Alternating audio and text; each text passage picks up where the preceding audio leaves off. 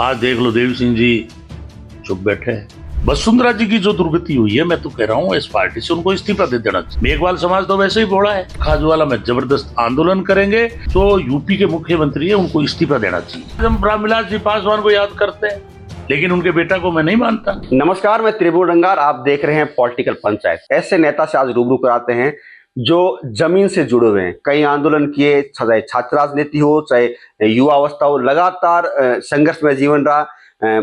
कांग्रेस के दिग्गज नेता है, पूर्व मंत्री हैं और राजस्थान के कहीं न कहीं बड़े दलित नेता के रूप में पहचाने जाते हैं। जी, हम बात कर रहे हैं पूर्व आपदा मंत्री गोविंद राम मेघवाल की।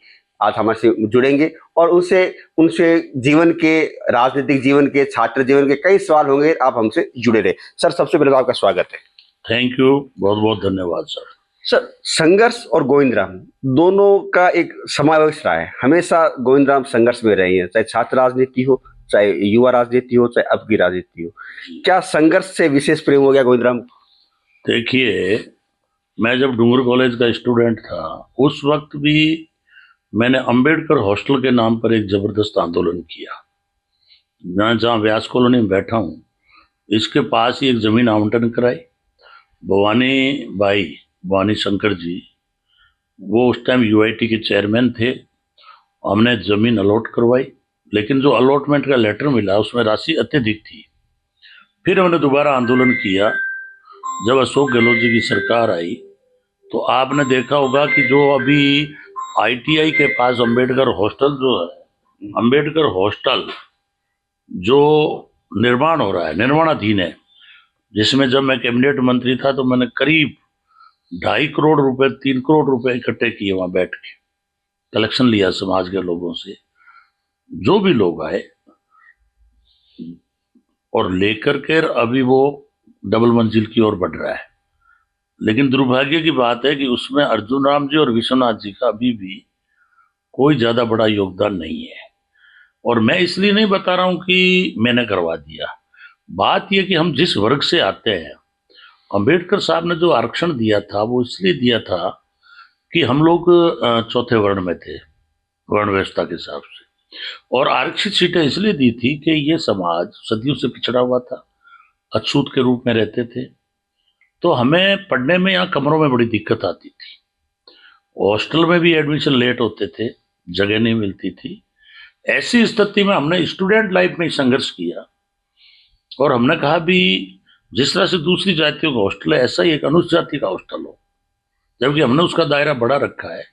गरीब किसी जाति का हो वो रह सकता है। तो हमारा संघर्ष से तो यूं है कि हम लोग ग्रामीण अंचल से आते हैं, हमारा कोई आका नहीं था, हमारी कोई राजनीतिक अप्रोच नहीं थी। हमने पढ़ाई की और पढ़ाई करते करते ये हॉस्टल की लड़ाई लड़ी, हमने मुकदमे झेले। और आज मुझे कहते हुए खुशी है कि 2.5-3 करोड़ का हॉस्टल बन रहा है, जिसमें गरीब बच्चे रहेंगे और रह करके वो विद्वान बनेंगे। और मैं कहता भी हूँ कि डॉक्टर अंबेडकर ने साहब ने भी कहा था कि शिक्षित बनो, संगठित रहो और संघर्ष करो। देखिए कि आपके घर में अगर शिक्षा नहीं है तो आप आगे नहीं बढ़ सकते। शिक्षा के बगैर आपके दिमाग का विकास नहीं हो सकता। ये 1848 में ज्योतिबा फुले ने कहा, शिक्षा के बिना मति नहीं, मति के बिना गति नहीं, गति के बिना नीति नहीं, नीति के बिना अर्थ नहीं, रुपया पैसा नहीं, और अर्थ के बिना आदमी का जीवन पशु के बराबर है। और वही ज्योतिबा फुले को डॉक्टर अंबेडकर साहब ने गुरु माना, कबीर को गुरु माना। कबीर ने भी पाखंडवाद, अंधविश्वास, इन सब चीजों का उस वक्त विरोध किया था, इसलिए अंबेडकर साहब ने उनको भी गुरु माना। और बुद्ध धर्म उन्होंने इसलिए बौद्ध धर्म अपनाया क्योंकि बौद्ध जो है उसमें किसी तरह का पाखंड नहीं है, भाईचारा है, समानता है। इसलिए आपने ठीक कहा कि हमारा जीवन संघर्ष से जुड़ा हुआ रहा है। और फिर मैं नौखा की तरफ मुड़ा, क्योंकि नौखा रिजर्व था। डूंगर कॉलेज में पढ़ते टाइम में मैंने पहला चुनाव 93 में लड़ा, दूसरा चुनाव 98 में मैं हार गया। 2003 में मैं वसुंधरा जी के साथ में एमएलए बना, 27,175 से मैं चुनाव जीता। वहां मैंने जबरदस्त वर्क किया। लेकिन भारतीय जनता पार्टी जो है एक सांप्रदायिक पार्टी है, और आज जो स्थिति है पार्टी की वो तो उस वक्त इतनी नहीं थी। अभी तो पूरा जहर घोला जा रहा है, धर्म के लोगों को आपस में लड़ा रहे हैं, जातियों के नाम पर लड़ा रहे हैं। दिन भर पाखंडवाद और अंधविश्वास में देश को धकेल रहे हैं। कभी भी ये इन पार्टी के नेतागण शिक्षा की बात नहीं करेंगे, एकता की बात नहीं करेंगे, और इनका कभी भी ये नारा नहीं होगा भाई सभी धर्मों के लोग आराम से रहो। जबकि हमारे देश का जो संविधान है ये अलाउ करता है कि हमारे विभिन्न धर्मों के लोग रहते हैं। और अंग्रेजों ने ये सोचा भी था कि भारत आजाद विलय हो जाओ, पाकिस्तान को तो अलग कर ही गए थे वो, और उन्होंने कहा था कि ये ज्यादा दिन प्रजातंत्र यहाँ जीवित नहीं रहेगा। लेकिन मैं धन्यवाद देना चाहूंगा संविधान निर्माता डॉक्टर अम्बेडकर साहब को। उस टाइम हमारे पंडित जवाहरलाल नेहरू जी थे, चाहे वो सरदार वल्लभ भाई पटेल थे, चाहे महात्मा गांधी जी थे, उन सबकी इच्छा थी कि दूसरे देशों की तरह हमारे भारत में भी डेमोक्रेसी रहे, संविधान मजबूत रहे। उसी संविधान के तहत हमारे देश में जो आज विकास दिख रहा है ये संविधान की देन है। आप संविधान की बात करें, कांग्रेस ने संविधान को लागू करवाया, कांग्रेस ने संविधान की रक्षा की, लेकिन अभी लगातार बीजेपी आरोप लगा रही है कि कांग्रेस संविधान का मजाक उड़ा रही है। राहुल गांधी भी कई टिप्पणी की गई, और राहुल गांधी लगातार संविधान को लेकर संविधान की किताब लेकर वो संसद में पहुंचे थे। बीजेपी उन पर आरोप लगा रही है कि संविधान की रक्षा कांग्रेस नहीं कर रही है, जबकि हम भी संविधान के रूप में काम कर रहे हैं। देखिए 1956 में बाबा साहब की डेथ हो गई थी, अम्बेडकर साहब की, और उसके बाद संविधान को जिंदा कांग्रेस ने रखा है। और 2014 में जब से बीजेपी आई है महात्मा गांधी की मजाक उड़ा रही है। मोहन भागवत जी का भी अभी बयान आया है कि आजादी 2014 के बाद आई है। इसका मतलब जो लोग शहीद हुए उनका अपमान किया, संविधान का अपमान किया, और जो देश में विकास है उसका अपमान किया।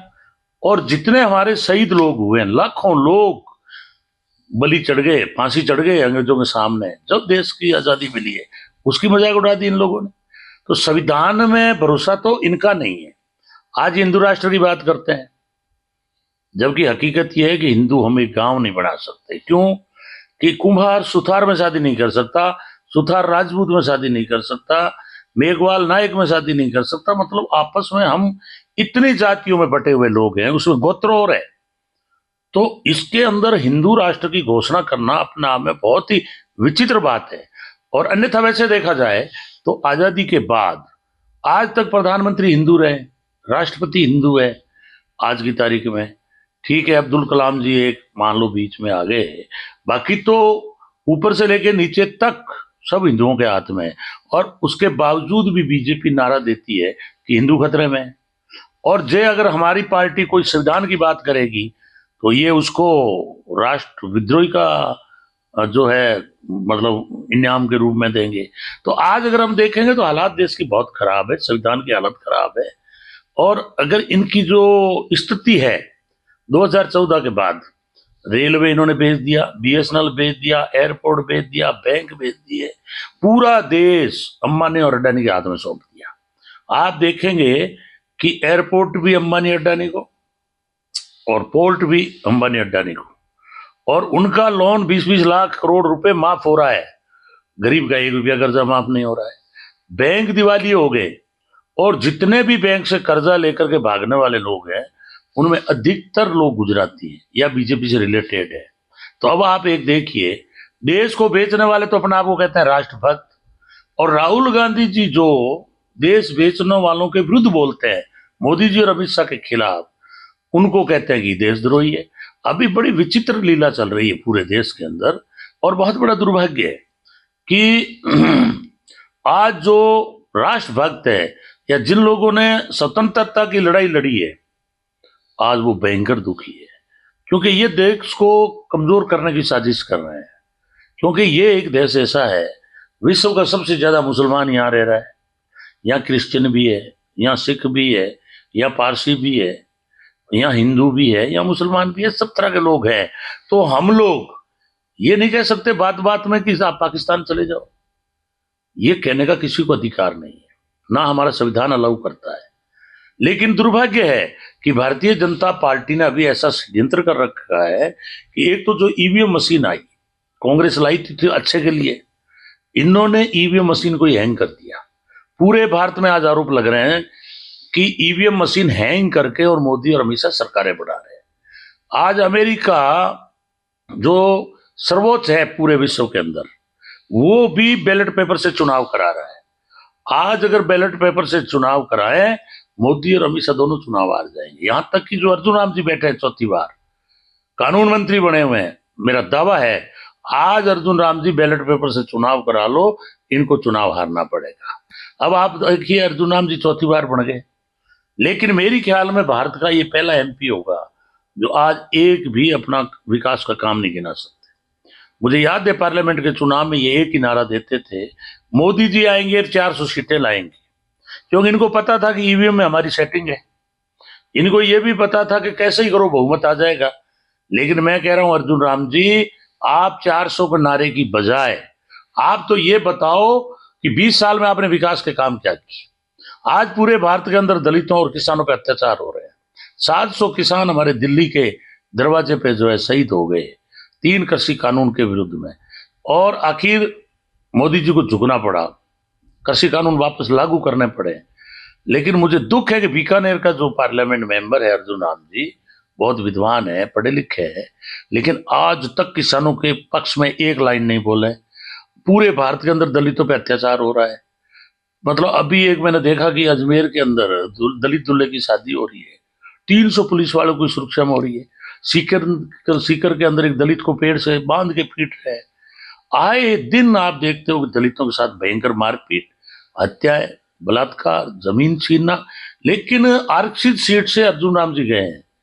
पार्लियामेंट में एक भी दिन इनका स्टेटमेंट नहीं है कि वो दलित के पक्ष में बोले हो, किसान के पक्ष में बोले हो, महंगाई के विरुद्ध में बोले हो, कभी ये बेरोजगारों के लिए बोले हो, कभी बैंक दिवाली हो गई तो उनके लिए बोले हो। मेरी ख्याल में भारत में पहले एमपी है जो अपने आप को विद्वान मानते हैं, पढ़े लिखे हैं, लेकिन विकास के नाम पर जीरो।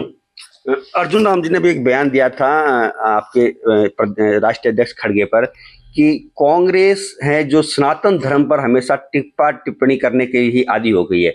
हालांकि वो कुंभ को लेकर उनका वक्तव्य था जहां पे खड़गे ने बयान दिया था, उसी के उत्तर में बयान दिया था कि कांग्रेस हमेशा सनातन धर्म पे टिप्पा टिप्पणी करती है, उनको अधिकार नहीं है। देखिए मल्लिकार्जुन खड़गे साहब जो है बहुत बड़े विद्वान है और 8-9 बार वो पार्लियामेंट में गए हैं। मल्लिकार्जुन खड़गे तो हजारों बार वो वर्ण व्यवस्था पे प्रश्न उठा चुके हैं। वो बौद्ध धर्म को भी मानते हैं, बुद्ध को भी वो मानते हैं, और वो कांग्रेस के आज राष्ट्रीय अध्यक्ष है। और हम गर्व के साथ कह रहे हैं कि वो जो बात उठाएंगे उसमें बहुत गंभीरता होगी। और अर्जुन राम जी तो आरएसएस के इशारे पर बोल रहे हैं। अर्जुन राम जी कभी भी दलित अत्याचार पे नहीं बोल सकते, संविधान के पक्ष में नहीं बोल सकते, कभी भी वो कांग्रेस के पक्ष में नहीं बोल सकते। अरे अर्जुन राम जी, आप अफसर बने हैं, अगर ये कांग्रेस नहीं होती तो आप अफसर ही नहीं बनते, आपको नौकरी नहीं मिलती। आज मोदी जी इनडायरेक्टली लेटरली पीछे से आईएएस बना रहे हैं बिना कंपटीशन के। तो बताओ दलित का बेटा कहां से आएगा, आप कहां से आईएएस बन जाते। इसलिए लेकिन अर्जुन राम जी तो रिटायर हो गए थे, ऑपरेटर से मान लो प्रमोशन होकर कलेक्टर बन गए। इनको अच्छी तरह से पता है कि तो रिटायरमेंट के बाद एंजॉय ले रहे हैं। और इनको ये भी पता है कि मैं अगर बाबा साहब के पक्ष में एक लाइन बोल गया या अमित शाह के विरुद्ध एक लाइन बोल गया या मोदी जी के इशारे को अगर नहीं समझा तो जो कैलाश मेघवाल की दुर्गति हुई है वही अर्जुन राम जी को पता है कि मेरी होगी। क्योंकि कैलाश मेघवाल में लास्ट वाले वर्षों में, क्योंकि 18 से 23 मेरे साथ वो विधायक थे, तो आजकल वो दलितों की एट्रोसिटी पे बोलते थे, संविधान पे बोलते थे, और वो ये भी कहते थे कि भारतीय जनता पार्टी में अर्जुन राम जैसे लोग, निठल्ले लोग और भ्रष्ट लोग जो है यहाँ आकर के काबिज हो गए। आप देख लीजिए कि आज कैलाश मेघवाल जैसा वरिष्ठ नेता भारतीय जनता पार्टी से निष्कासित होकर निर्दलीय चुनाव लड़ा और उसको बीजेपी ने चुनाव हरवाया, क्योंकि शाहपुरा का जिला आदरणीय अशोक गहलोत जी ने उनके इशारे पे बनाया था। आज शाहपुरा जिला भी खत्म कर दिया। जब कैलाश मेघवाल की भारतीय जनता पार्टी में सम्मान नहीं है तो मैं ये कहता हूं भी किसी नेता का नहीं हो सकता। जिलों की आपने बात की, आपकी सरकार ने जिले बनाए, बीकानेर के पास एक अनूपगढ़ जिला बनाया, आपका क्षेत्र खाजूवाला के कुछ क्षेत्र उसमें गया, विरोध हुआ, वापस जुड़ा, लेकिन अब वापस जिले हटा दिए गए। देखिए कि वो कांग्रेस जीत गई और मेरे को भी वहां 9,000 की लीड मिल गई, लेकिन अर्जुन राम जी भूल गए कि 3 बार तो आपको लीड मिली है। लेकिन मैंने आपको कहा ना, भारतीय जनता पार्टी प्रतिशोध की भावना से राजनीति कर रही है।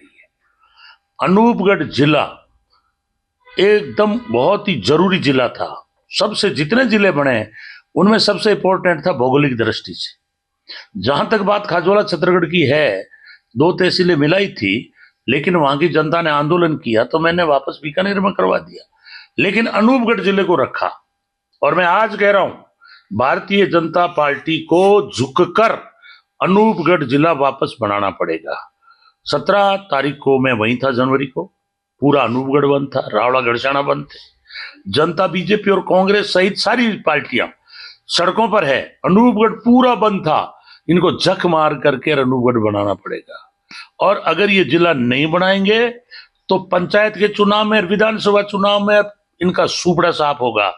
अगली सरकार बनेगी कांग्रेस की, और मैं आज से ही घोषणा करता हूं सरकार बनते ही हम अनूपगढ़ जिले को वापस, अशोक गहलोत जी या हमारी पार्टी के नेता, जो राष्ट्रीय नेता है, सब मिलकर के और हम वापस इसको जिला अनूपगढ़ को बनाने का काम करेंगे। आप जिस क्षेत्र से आते हैं वो नहरी क्षेत्र है, और अभी 2 दिन पहले जल शक्ति मंत्री पाटिल बीकानेर आए थे। उन्होंने कहा कि हमने नहरी को और लिंग नदी को जोड़ने के लिए बहुत पैसा दिया, लेकिन यहाँ की सरकार और यहाँ के मंत्रियों ने उसको मल्टीप्लाई नहीं किया।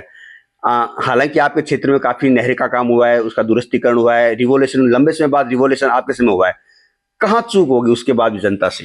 देखिए, ये पहले तो कहते थे कि हम पाकिस्तान पानी नहीं जाने देंगे, पाकिस्तान आज भी पानी जा रहा है। दूसरा, ये जो इन नहरों का जाल है, ये पंडित जवाहरलाल नेहरू की देन है, इंदिरा गांधी की देन है।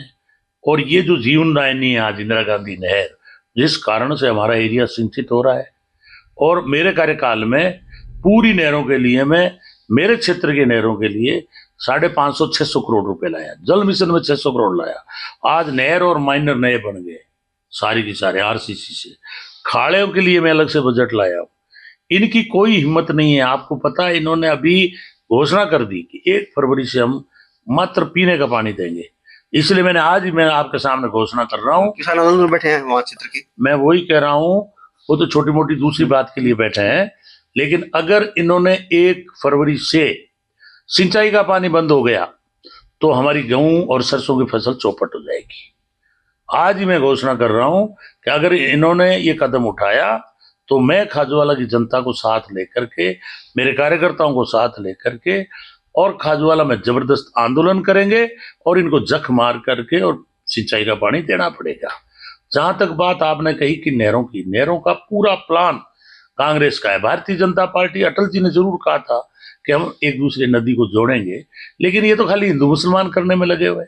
पहले नोटबंदी की, अर्थव्यवस्था चौपट कर दी, फिर जीएसटी लगाई, फिर राफेल में घपला किया।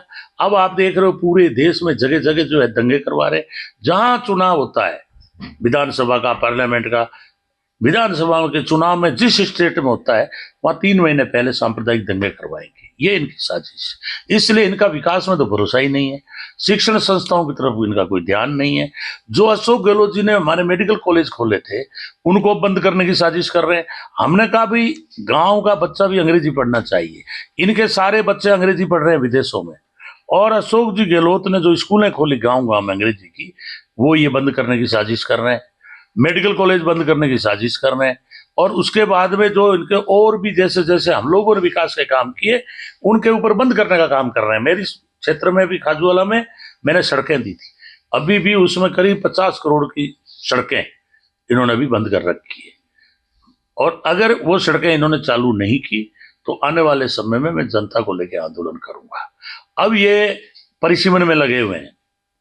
ये चाहते हैं भी हमारे वार्ड बीजेपी के बन जाए, प्रधान, जिला प्रमुख, लेकिन ये चुनाव करीब 1 साल बाद होगा। और जो इन्होंने अभी हालत कर रखा है, विकास सारा ठप हो गया है, बजट आना बंद हो गया है। इन्होंने 8-8 करोड़ की रोडों की घोषणा की थी, आज तक 1 रुपया बजट आया नहीं है।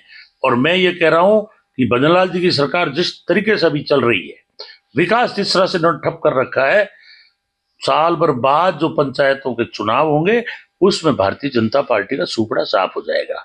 और जिस तरह से अभी प्रयागराज में आपने देखा मौतें हुई है, मैं कोई ये नहीं कहूंगा भाई कुंभ के मेले में मत जाओ, लेकिन आपकी प्रशासन की व्यवस्था लचीली है, आपकी व्यवस्था बिल्कुल जो है ठीक नहीं थी। इसके लिए तो जो यूपी के मुख्यमंत्री है उनको इस्तीफा देना चाहिए। खाली आंसू, मगरमच्छी आंसू बहाने से काम नहीं चलेगा। आप लोगों को वहां बुला लिया, आगे व्यवस्था नहीं है। आप देखो कैसे कैसे वीडियो आ रहे हैं, कई साधु ऐसे हैं पाखंडी जो महिलाओं को पीट रहे हैं, कई ऐसे पाखंडी साधु है जो बहुत ही भद्दे शब्द बोल रहे हैं जो मैं माइक पे बोल ही नहीं सकता। कई लोग इस तरह के हैं जो मतलब मर जाए वैसे लोगों की जो है हालत खराब कर रखी है। एक महिला नहा रही है, वो कह रही है पूरी लेटरिन जो है टट्टी जो है वो पानी के अंदर तैर रही है। क्या क्या हालत कर दी। इसलिए मैं कहूंगा, जनता से अपील करूंगा, हमें साइंस के युग में जीना चाहिए। और पाप धोने की बात कर रहे हो तो फिर तो आप जेल के लोगों को ले जाओ और पाप धो के बरी कर दो। ये सारे जो अंधविश्वास फैलाने का काम कर रहे हैं, हम इसके विरुद्ध में हम कहते हैं आदमी शिक्षित हो, पढ़ा लिखा होगा तो विश्व में हम बराबरी कर पाएंगे।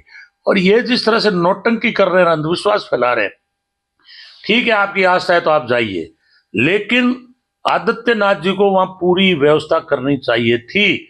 आज कम से कम 100, 150, 200 लोग मर गए हैं, अभी तक ये 30-40 बता रहे हैं। इसकी जांच करनी चाहिए और सबसे पहले मुख्यमंत्री जी को इस्तीफा देना चाहिए। अभी पिछले कई दिनों से देखा जा रहा है पूर्व मुख्यमंत्री वसुंधरा राजे काफी एक्टिव हो गई। क्या लगता है बीजेपी में कोई दो गुट हो गए या भजनलाल सरकार को कुछ खतरा, या कांग्रेस किस तरह से इसको देखती है? देखिए, भारतीय जनता पार्टी में नेताओं की कोई कदर नहीं है। आज देख लो, देवी सिंह जी चुप बैठे हैं। मैं भी 2003 में एमएलए बना था, जननेता था, 27,000 से जीता हुआ था, और मेरा जब घर बना वहां मेरी टिकट काट दी। इनको यस मैन चाहिए, इनको बोलने वाला नेता नहीं चाहिए। और उसका ताजा उदाहरण है वसुंधरा जी। वसुंधरा जी की जो दुर्गति हुई है, मैं तो कह रहा हूं इस पार्टी से उनको इस्तीफा दे देना चाहिए। और भजनलाल जी जो पहले बार के हैं, 8 मुख्यमंत्री बन के घूम रहे थे और लास्ट में निकले भजनलाल जी। अब आप देख लीजिए कि जहां नेता की कदर नहीं, वहां ये किस तरह से बैठे हैं, मेरे तो समझ से बाहर है। तुलसीदास जी का मुझे वो एक दोहा याद आता है, आव नहीं आदर नहीं, नहीं आंख्या में नेव, तुलसी वाना जाविये कंचन बरसे मेव। चाहे सोना बरस रहा है, लेकिन अगर आपकी इज्जत और सम्मान नहीं है तो वहां रहने में धिक्कार है। मैंने पार्टी से इस्तीफा दिया। मैं तो कह रहा हूं वसुंधरा जी को ये कुछ देने वाले नहीं है, ये खाली लॉलीपॉप देते हैं। और वो हालत अगर देखोगे तो पूरे राजस्थान के अंदर इन्होंने यही हालत बढ़ा रखी, पूरे देश में यही है। हरियाणा में देख लो आप, पहले खट्टर था, अब कोई दूसरा बना दिया। मध्य प्रदेश में मामा थे शिवदान सिंह जी, उनको हटा करके कोई दूसरा बना दिया। इनको यसमैन चाहिए। इसलिए भारतीय जनता पार्टी में कार्यकर्ता की कोई पूछ नहीं है। वहां तो रिटायर आदमी चाहिए, अर्जुन राम जी जैसे, जो पीछे बैठे मेज थपथपाते रहे और आरएसएस के गीत गाते रहे। आरएसएस के अगर आप सामने बोलोगे या आप संविधान की बात करोगे या समानता की बात करोगे तो भारतीय जनता पार्टी उसको राष्ट्रद्रोही की संज्ञा देती है। इसलिए मैं तो पहली बार देख रहा हूं कि पूरा देश इन्होंने बेच दिया।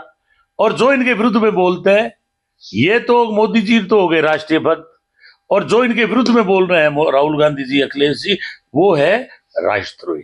तो बड़ा अजीब तरह का भी इस देश के अंदर जो है माहौल बना हुआ है। इसलिए मैं तो यही कहूंगा, बहुत खतरनाक लोगों के हाथ में देश है। और अगर यही हालत रही तो हमारा संविधान जिंदा नहीं रहेगा, और संविधान जिंदा नहीं रहेगा तो गरीब आदमी के वोट को कौन पूछेगा। इसलिए मेरी तो जनता से अपील है कि ये जो संविधान विरोधी लोग हैं, डेमोक्रेसी विरोधी लोग हैं, इन्होंने सत्ता अपने दो अमित शाह और मोदी के हाथ में है, दो ये है, दो ही खरीदने वाले हैं, अंबानी और अड्डानी। तो हमारा डेमोक्रेसी जो है बिल्कुल केंद्रित हो गया है। इसको अगर हमें सही तरीके से चलाना है तो जो संविधान विरोधी लोग हैं उनको वोट के माध्यम से हम लोगों को सत्ता से बाहर करना चाहिए। ये मेरी अपील है। पंचायती राज चुनाव की आपने बात की, 1 साल बाद पंचायती राज चुनाव है। वो किस्सा कोई नहीं भूल सकता, या वो रिजल्ट को नहीं भूल सकता जब आप के परिवार के लोगों ने मंत्री पुत्र को हराया था। जनता का कितना सहयोग रहा उस समय, अब क्या स्थिति है? देखिए, जनता का तो अभी भी यही मानस था कि जिस तरह से रवि को हरवाया था जिला परिषद के सदस्य के रूप में, उस टाइम भी जनता में गुस्सा था, और आज पार्लियामेंट में भी वही गुस्सा था। लेकिन हमारे कुछ चंद लोग उनसे मिले, और दूसरा ईवीएम का बड़ा घोटाला। और अगर हमारे लोग कुछ मिलते नहीं तो अर्जुन राम निकल नहीं सकता था।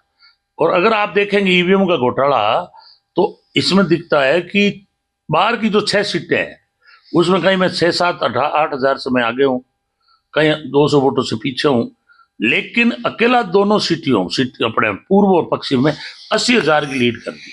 तो मैं ईवीएम का घोटाला मानता हूं। और अर्जुन राम जी तो वैसे सच्चे मानते हैं अपने आप को, वक्ता मानते हैं। मैं तो कहता हूं अर्जुन राम जी, आप एक दिन संविधान पे बोल के बता दो, एक दिन आप डॉक्टर अम्बेडकर के ऊपर बोल के बता दो, ये 2 मिनट में कैलाश मेघवाल वाली हालत आपकी बना के छोड़ देंगे।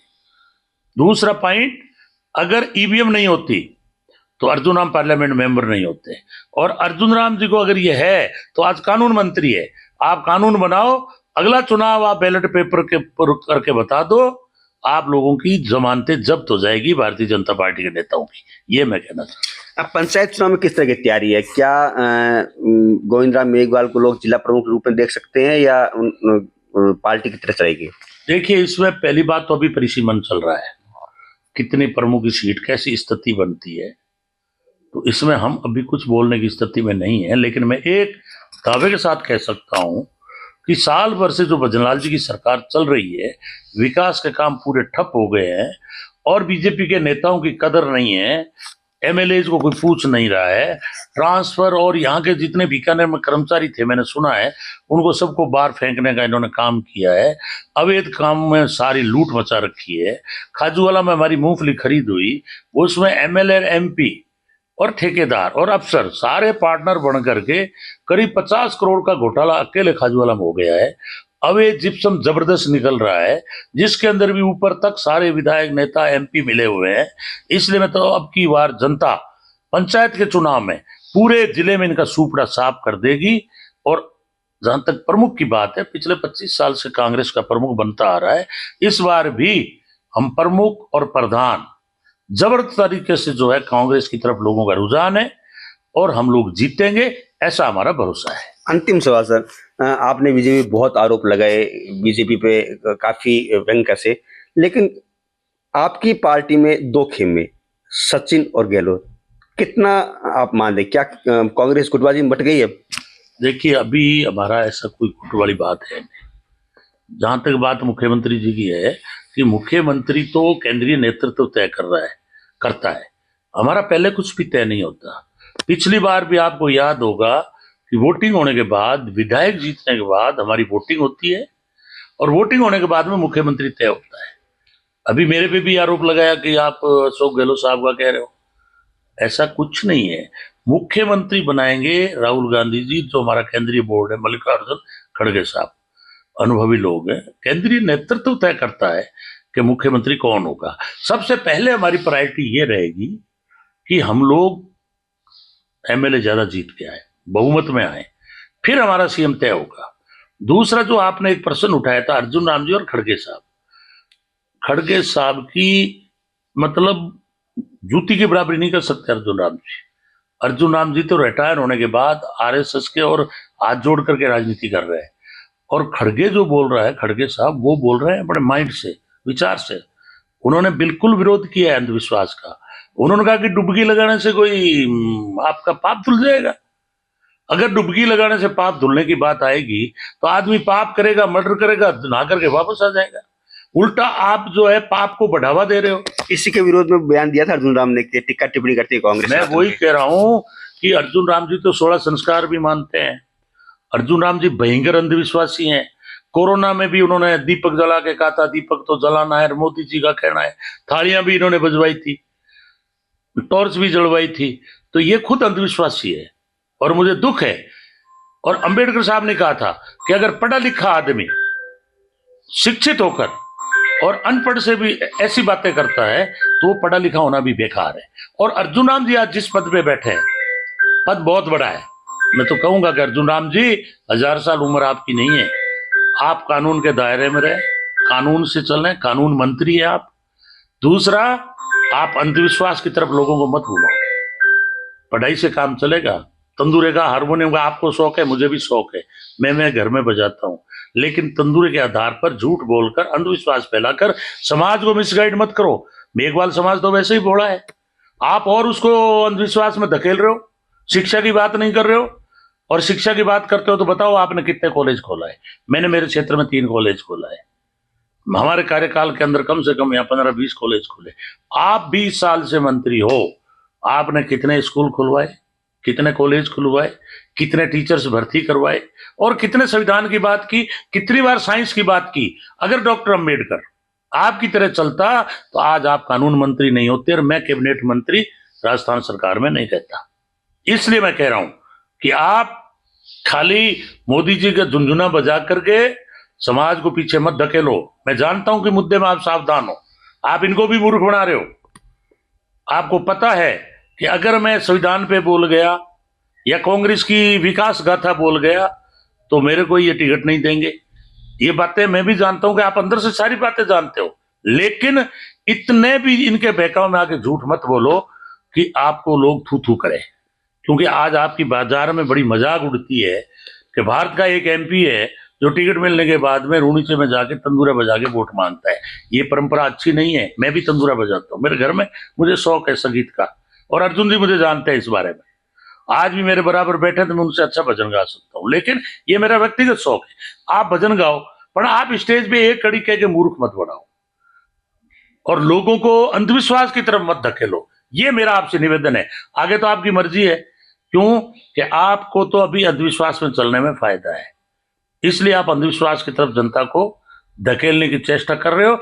लेकिन आप खड़गे साहब का आलोचना करके और खुद को अपमानित कर रहे हो।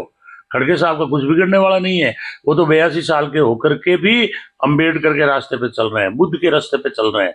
वो कह रहे हैं गरीब के साथ अन्याय नहीं होना चाहिए, जाति के आधार पे किसी से छुआछूत नहीं होनी चाहिए, जाति के आधार पर बलात्कार नहीं होना चाहिए। आप खड़गे साहब का मुकाबला नहीं कर सकते। मैं तो चाहूंगा कि आप खड़गे साहब से कुछ सीख लें, ताकि पार्लियामेंट में जाने का जो आरक्षित सीट से जाता है उसकी डबल ड्यूटी बनती है कि वो गरीब की रक्षा करे, उनके अधिकारी को रक्षा करे, उनका कोई अधिकार दब रहा है तो संविधान के तहत दिलाए। आज हम रामविलास जी पासवान को याद करते हैं, लेकिन उनके बेटा को मैं नहीं मानता। क्यों कि रामविलास पासवान जी दलितों के लिए लड़ते थे।